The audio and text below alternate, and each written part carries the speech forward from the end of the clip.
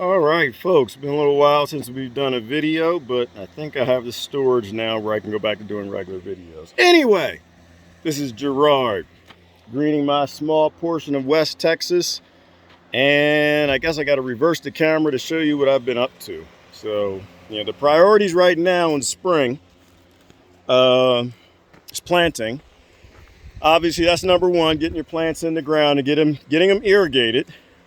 And so I'm kind of wrapping up my almost finished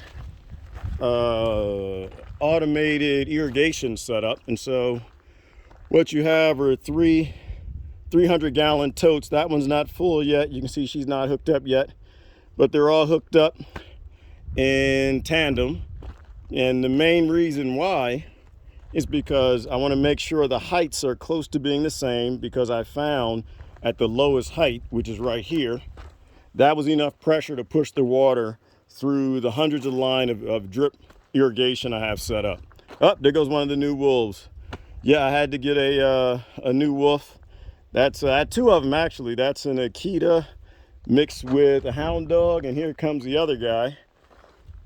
This is a Rottweiler mixed with a pot-belly pig, and I can't show you how yet unless he sits down, and you'll see his belly and you'll realize that's a hoss.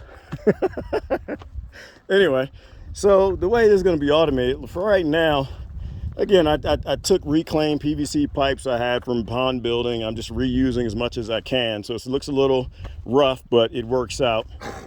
That hooks into this guy, which is my manual timer, so I can just set it up. Right now I'm watering, what is this? This is the garden beds.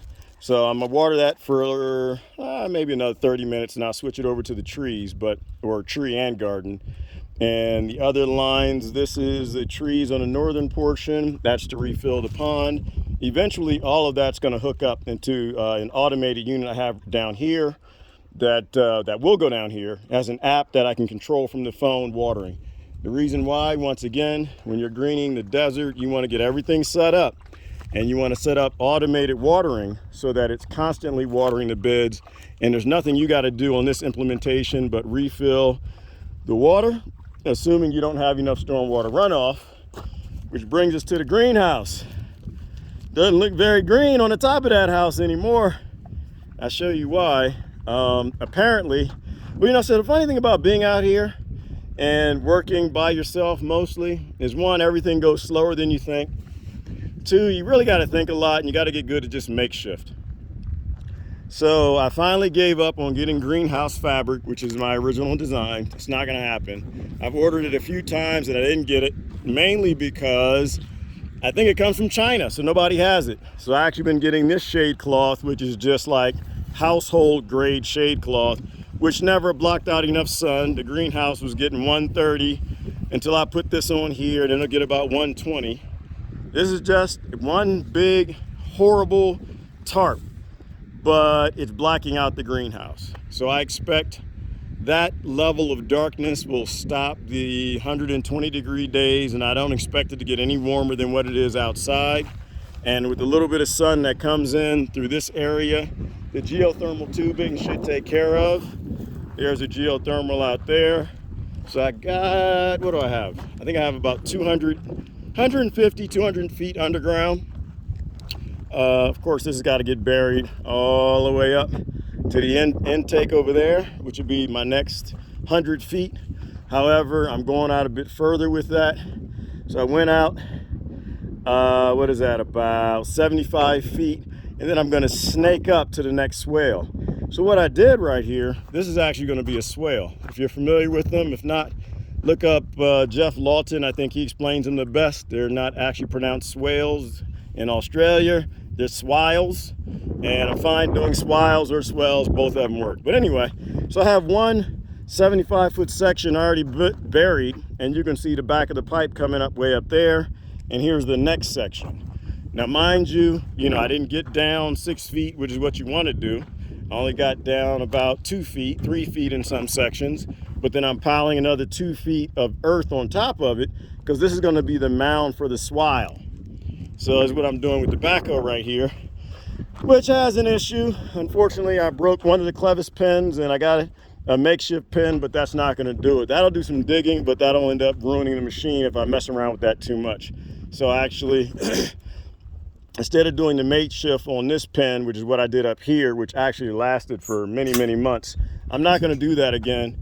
There's too much tension down here, so I had to order the part. If you're going to do a Harbor Freight backhoe, or really any critical equipment you have when you go off grid, you want to find out from the manufacturer what are the replacement parts that break most frequently and get all of them. So I ordered all the pins. That's what tends to break on this backhoe, are all these pins, which is great because it saves the machinery from breaking. Anyway, so while we're waiting to get that fixed, which the parts are another week away, here's where the swale is going to be. And so my swales, because I don't just want hill runoff, I actually want the riverbed runoff as well. So you can see right here the river channel where the riverbed goes up. All that water is going to come down, like I think I did in an earlier video. It's going to fill in back here. Of course, that's got to get mounded up, and it'll fill up a swale that goes 75 feet out there. It connects to another riverbed in the distance, you can see it, and then there'll be another one. I guess that's like another 75 feet up there, up to the fence line, that's going to go across. And that'll stop all the water from coming off this hill.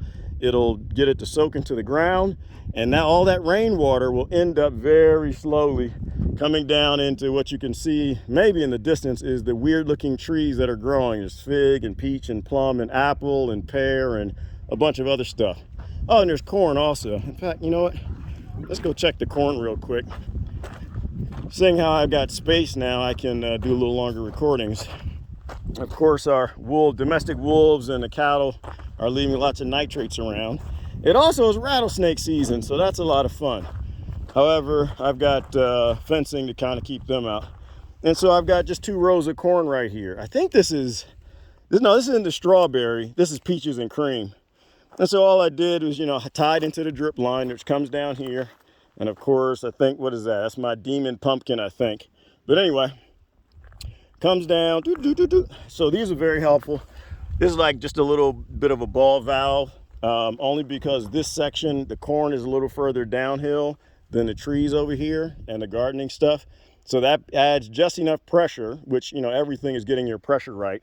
So pressure from the tanks way up there will get down here, and most of that pressure will favor this line, which is what I don't want. So you put a ball valve there, and once you get it adjusted right, you should get about equal watering up here and down there. And this isn't just corn, by the way, which is starting to come up after a day or two. It's corn, there's squash, there's mesquite, there's tipawanatipu, there's pumpkin, and a bunch of other stuff. And of course, I'm getting a little munching going on. One thing I was not prepared for, and that's the leaf cutter. Leaf cutter bees are out here. So that's not fun. How I did this, I just basically ran the line everywhere there was a drip hole right here. I threw a couple seeds, and that's why they're coming up everywhere there's a drip hole. And that way I maximize what I get. Corn is a particularly voracious grower. The soil out here is not too bad. I'm not worried about it going deep. But as I go and I bring in soil and I make compost, I'm adding to it. I'm adding wood chips just to hold the moisture in. And so just 2 rows of corn. Some other little fun things in there. To be honest, I have so many seeds, I just threw a bunch of stuff in there. So I'm familiar with most of it, not all of it. A lot of other things going on.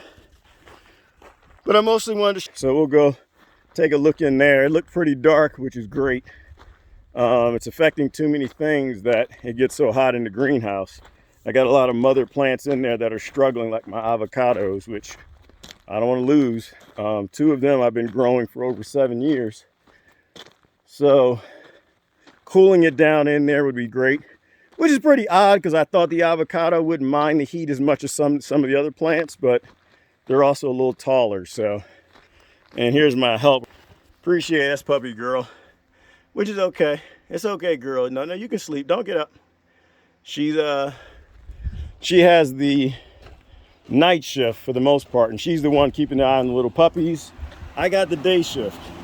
So coming down in here, got a lot of stuff growing. I mean, there's shrimp plants, tropicals. I actually got weeds that are growing that I'm completely fine with. I just do chop and drop on that.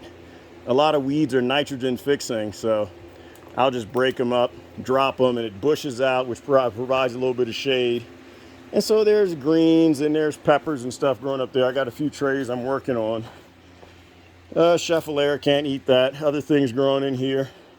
But it's nice and dark in here, which is good because now that cloth is just basically blocking out everything, which will stop the algae growing in the pond, which is always good.